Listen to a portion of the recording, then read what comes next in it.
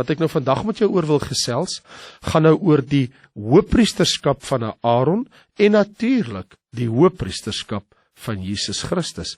En dit gaan nou baie interessant wees, want Aaron se nageslag, jy moes uit die nageslag van Aaron wees om te kan hoëpriesters wees, en hulle is natuurlik uit die geslag van Levi uit, en Jesus nie, want Jesus kom uit die stam van Juda uit. Nou, hoe is dit moontlik dat hy kon hoëpriester wees? Maar ons kom net nou daarby uit. Wat vir my nou baie belangrik is wanneer ons kom by die hoëpriesterskap van Aaron, dat ons baie duidelik verstaan, Aaron was geheilig om hoëpriester te wees. Hy was die eerste hoëpriester uit die stam van Levi. En ja, hy alleen en sy nageslag is toegelaat om priesters te wees, maar sy oudste seun sou altyd hom opvolg. In ander woorde, dit wil sê, die hoëpriester van elke geslag is die oudste seun van die huidige of die vorige hoëpriester wat hy moet oorneem. Die Lewiete, hulle is toegelaat met tabernakel te bedien en die dinge rond te dra op die woestynreis, maar die hoëpriester, hy alleen het besondere klere gedra en versekerde take wat hy moes verrig. En die kleredrag het bestaan uit 'n rok, 'n onderkleed, dus 'n gordel met 'n mantel, 'n skouerkleed, en bo op die skouerkleed was 2 onyxstene op die skouers, waarop die name van die 12 stamme van Israel verskyn het, 6 op die een kant, 6 op die ander kant. En dan het die hoëpriester ook op sy bors die borstas van beslissing gedra, daar waarin gehou is die Timim en die Urim, wat in besondere gevalle gebruik is om die wil van God te bepaal. So, wanneer ons kyk na die taak van die hoëpriester, Aaron, sy taak was om offers te bring, en die bulle en bokke vir sy eie sonde, sowel as die van die volk, en veral op die groot versoendag, soos ons nou lees in Levitikus hoofstuk 16. Hy het dus voor die Here ook verskyn, om 'n leiding te neem, en ook verleiding vir sekere besluite. Hy sou na die Here toe kom, en die Here het hom as die leidsman aangestel, die geestelike leier, sodat die Here vir hom kan leiding gee, en ook vir hom kan insig gee in sekere besluite wat geneem moes word. En deel van sy taak, van die hoëpriester, was om die sorg van die tabernakel en sy dienswerk, om dit na te kom. Maar nou lees ons dat Jesus Christus is die beter hoëpriester, volgens die orde van Melchisedek. Nou is dit vir ons baie interessant, dat die Bybel sê vir ons, dat God het hom aangestel. Ons lees in Hebreërs 4 vers 14, terwyl ons 'n groot hoëpriester het, naamlik Jesus. Nou lees ons van hoofstuk 5, Hebreërs 5 vers 5. So het Christus ook homself nie verheerlik om hoëpriester te word nie, maar hy, dit is God, het hom verheerlik, wat vir hom gesê het, U is my seun, vandag het ek u gegenereer. En soos hy ook op 'n ander plek sê, u is priester vir ewig, volgens die orde van Melchisedek. So hier het ons Jesus Christus, wat deur eedswering deur God verklaar is, as hoëpriester vir ewig volgens die orde van Melchisedek. Ons lees ook in vers 20 van hoofstuk 6, waar Jesus as voorloper vir ons ingegaan het, hy wat volgens die orde van Melchisedek 'n hoëpriester geword het vir ewig. En saam met dit lees ons in hoofstuk 8 vers 1, ons het so 'n hoëpriester, dis nou Jesus, wat gaan sit het aan die regterhand van die troon van die majesteit in die hemele, 'n bedienaar van die heilige dinge en van die ware tabernakel wat die Here opgerig het en nie 'n mens nie. Want elke hoëpriester word aangestel om gawes en offers te bring. Daarom moes hy ook iets hê om te offer. Maar ons lees in Christus se geval, is hy volgens die orde van Melchisedek. Nou, Jesus is die vervulling van die volmaakte priesterskap. En nou lees ons, Melchisedek is 'n tipe van Christus as priesterkoning. Ons lees dit in Hebreërs 7, want hierdie Melchisedek was koning van Salem, priester van God die Allerhoogste, wat vir Abraham tegemoet gegaan het, by sy terugkeer, toe hy die konings verslaan het, en hom geseën het, aan wie Abraham ook 'n 10de deel van alles gegee het. Hy was in die eerste plek volgens uitleg, koning van geregtigheid, en dan ook koning van Salem, dit is koning van vrede, sonder vader, sonder moeder, sonder geslagsregister, sonder begin van dae of lewenseinde, maar gelykgestel aan die Seun van God, bly hy 'n priester altyd deur. Let nou op hoe groot hierdie man was, aan wie selfs Abraham, die aartsvader, 'n tiende van die buit gegee het. Nou van hierdie Melchisedek lees ons die eerste keer in Genesis 14. Dis ook die enigste keer wat ons spesifiek so van hom lees, behalwe in Psalm 110, word daar net 'n opmerking gemaak en verder in die boek Hebreërs. Dis die enigste plek in die Bybel waar jy van hom gaan lees. Ons lees dat Abraham by sy terugkoms, na sy oorwinnings, lees ons in vers 18 van Genesis 14.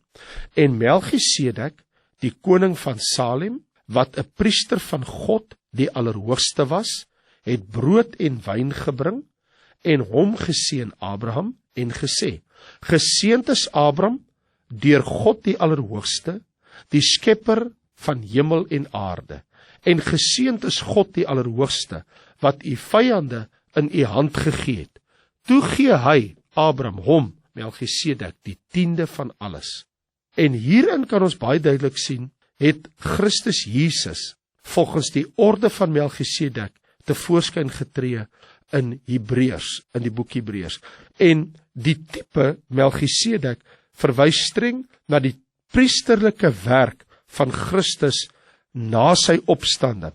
Want Melchisedek is 'n voorstelling van die herinnering van die offers, omdat hy brood en wyn gebring het in Genesis 14 vers 8. Koningskap en priesterskap het oorspronklik saamgegaan. Dit sien ons in die koning-priester verband in Melchisedek in Christus.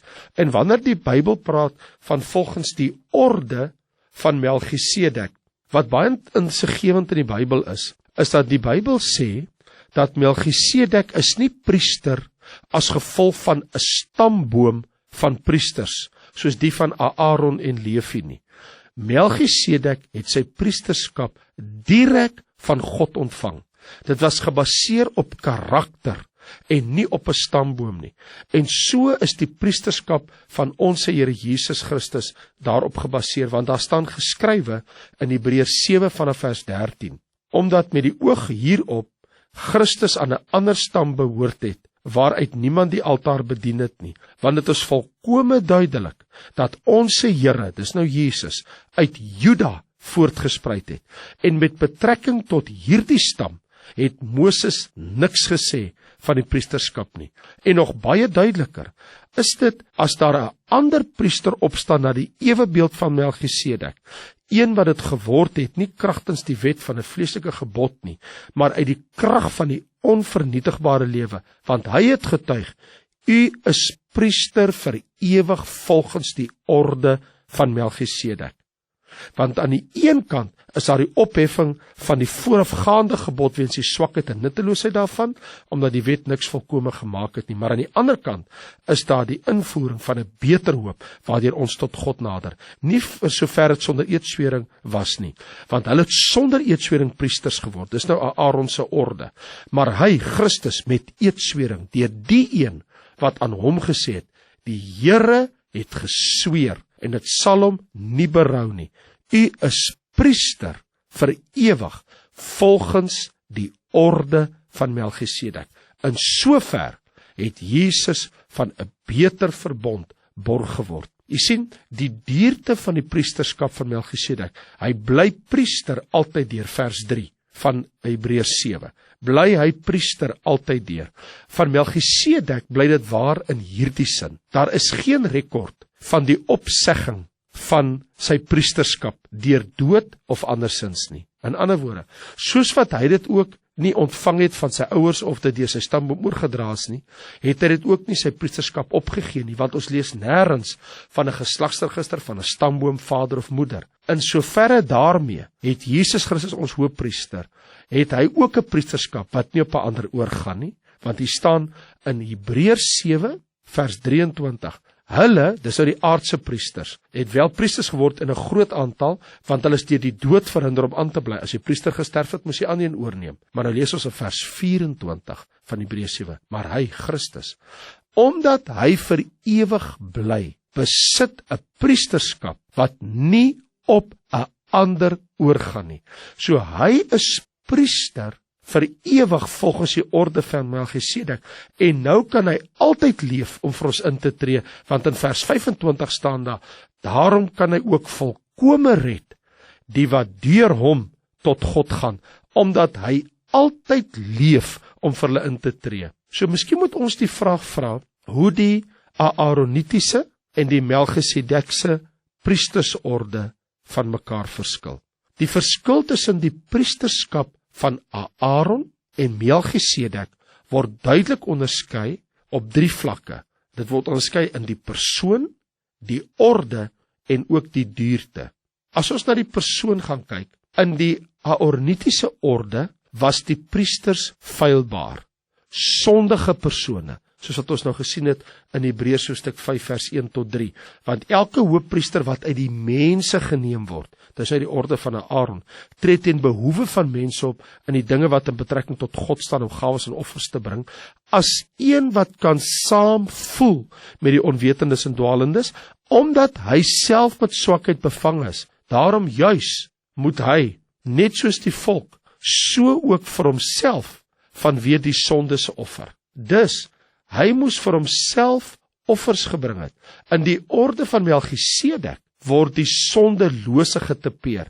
Dit staan in teenstelling met die van die Aaronitiese, want in die Aaronitiese was dit sondige mense, hy moes vir homself offers bring en dan vir die volk. In die orde van Melchisedek lees ons in Hebreërs hoofstuk 4 vers 15. Ons het nie 'n hoëpriester wat nie met ons swakhede medelee kan hê nie, maar een wat in alle opsigte versoek is net soos ons, maar sonder sonde. Hy het nooit sonde geken nie. Daarom gaan die skrywer van Hebreërs voort in Hebreërs 7 vanaf vers 26 om te sê, want so 'n hoëpriester, die een volgens die orde van Melchisedek, soos Christus, was vir ons gepas. En Christus wat heilig, onskuldig, onbesmet, afgeskeie van die sondaars is, en wat hoër as die hemele geword het, en wat nie elke dag nodig het, soos die hoëpriesters, die menslike wat uit die mensheid is, uit Aaron is, om eers vir sy eie sondesoffers te bring, en dan vir die van die volk nie, want dit het hy net eenmaal gedoen, toe homself geoffer het, want die wet, wat nou deur Moses gegee is, stel as hoëpriesters aan mense met swakhede, maar die woord van die eedswering, dit omdat God gesweer het, die woord van eedswering, God het gesweer, u sal priester wees, hoëpriester vir Jesus, volgens die orde van Melchisedek vir ewig, maar die woord van die eedswering, wat na die wet gekom het, na Moses gekom het, stel die seun aan, wat vir ewig volmaak is. So, die verskil van die Aaronitiese en die Melchisedekse priestersorde lê in die persoon. Die een was 'n swakke mens, die ander ene die sondelose Christus. Dan lê dit tweedens op die vlak van die orde. Die Here het die orde van Aaron ingestel uit die geslag van Levi, Numeri 17 en Eksodus 28. Terwyl die orde van Melchisedek was voor die van Levi, want die nageslag van Levi was eers 430 jaar later gekies, dat die priesterstam uit hulle sou uitkom, uit die 12 stamme van Israel uit, terwyl Abraham 430 jaar voor het geleef het, toe hy aan Melchisedek tiendes betaal het. Dus, watter orde was eerste? Die orde van Aaron of die orde van Melchisedek? Die antwoord is, die orde van Melchisedek. Dit was meer as 400 jaar voor Moses en Aaron. Ten derde, behalwe vir die persoon, behalwe vir die orde wat een eerste ingestel is, het ons ook die dierte. Aaron het gesterf en ander het hom opgevolg, soos wat ons lees in Hebreërs 7:23. Hulle het wel priesters geword in 'n groot aantal, omdat hulle deur die dood verhinder was om aan te bly. As die een sterf, het die ander oorgeneem. So dit was net 'n tydelike priestersorde. Jesus besit 'n priesterskap wat nie op 'n ander ooit in ewigheid sal oorgaan nie. Want Hebreërs 7 vers 24 sê, maar hy, Christus, omdat hy ewig bly, besit 'n priesterskap wat nie op 'n ander oorgaan nie. So Jesus is ons ewige, onsterflike hoëpriester. En soos Melchisedek van Abraham tiendes ontvang het, ontvang die Here Jesus Christus, ons getroue hoëpriester, nou tiendes deur sy kerk, die gemeente, volgens Hebreërs 7 vers 5 tot 10. Want nou het hulle wat uit die seuns van Lewi die priesterskap ontvang, wel 'n gebod om volgens die wet van die volk tiendes te neem, dit is van hulle broers, ofskoon hulle uit die lendere van Abraham voortgekom het. Maar hy wat nie uit hulle sy geslagsregister afgelei het nie, dit was Melchisedek, het van Abraham tiendes geneem en die besitter van die beloftes geseën. Nou word sonder enige teespraak die mindere deur die meerdere geseën. Hier neem wel sterflike mense tiendes, maar daar Christus, een van wie getuig word dat hy lewe. En om so te sê, het ook Lewi wat tiendes ontvang, deur Abraham tiendes gegee, want hy was nog in die lendene van sy vader, toe sy vader Melchisedek tegemoet gegaan het. So daarin kan ons dus sien, dat Abraham het aan Melchisedek tiendes betaal, Lewi is die 4de geslag van Abraham af, en hulle sou as die priesterlike stam later, sou hulle uit die stam van Aaron, die vader van Aaron sy huis, sou hulle tiendes ontvang, en ook die Lewiete, so sien ons het Christus, ons hoëpriester, soos Melchisedek, ontvang hy deur sy kerk tiendes. Miskien sal dit vir ons goed wees, as ons op die stadium die vraag vra, wanneer het hierdie hoëpriesterskap van Jesus begin? Ons vind 'n baie besondere verklaring in die psalms, in Psalm 110, waar die Here sê in vers 1, hy sê, sit aan my regterhand, totdat ek u vyande maak 'n voetbank vir u voete. Die Here het gesweer, en dit sal hom nie berou nie. U is priester vir ewig, volgens die orde van Melchisedek. Laat ek dit so stel.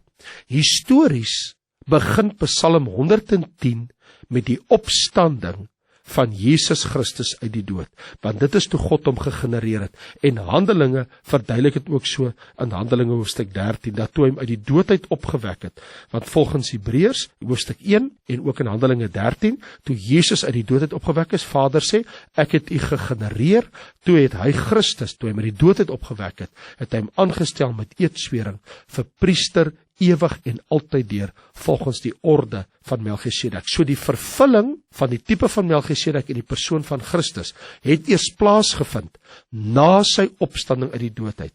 Ons sien dus in die Nuwe Testament dat die Here Adonai van Psalm 110 Jesus Christus is, want daar word vir hom gesê in Psalm 110 vers 1, sit aan my regterhand. En ons weet uit die Bybel, uit die skrifte uit, dat die enigste een wat ooit genooi is om aan die regterhand van die Vader te sit, is Jesus Christus. Voort sê vers 1, totdat ek u vyande maak 'n voetbank vir u voete. Nou dit kan eers gebeur wanneer Jesus verhef word tot die regterhand van die Vader, en wag hy nou verder totdat sy vyande gemaak is 'n voetbank van sy voete. Dus Jesus is nou in die hemel aan die regterhand van die Vader as die hoëpriester volgens die orde van Melchisedek, en hy wag dat dit gebeur, dat sy vyande gemaak word 'n voetbank van sy voete, tot op die dag van sy heerlike sigbare wederkoms vanuit die hemel, wanneer alles en almal aan hom onderworpe sal wees. In vers 4 van Psalm 110, u is priester vir ewig, volgens die orde van Melchisedek. So alle ander priesters het gesterwe, maar Jesus bekleed die hoëpriesterskap vir ewig. Dus in Psalm 110, die messiaanse psalm, het ons hierdie twee dinge. Dawid bevestig hierdie twee groot waarhede: die godheid van die Messias, van die gesalfde van Christus, en die hoëpriesterskap. Want Christus is die Messias, die gesalfde priester, nie deur 'n mens aangestel of verorden nie, maar deur eedswering van Jahwe, van die Here God ons verlosser self, met eedswering bekragtig. So hierdie gesalfde priester Christus het geen opvolger nie. Sy priesterskap is dus uniek. Sy priesterlike werk word dus vir ons opgeteken in Hebreërs hoofstuk 5 tot en met Hebreërs 9. Daarom sien ons ook in Openbaring 1, toe hy opstaan uit die dood uit, toe sê Johannes, toe sien hy Jesus staan met 'n kleed aan, wat tot op die voete hang.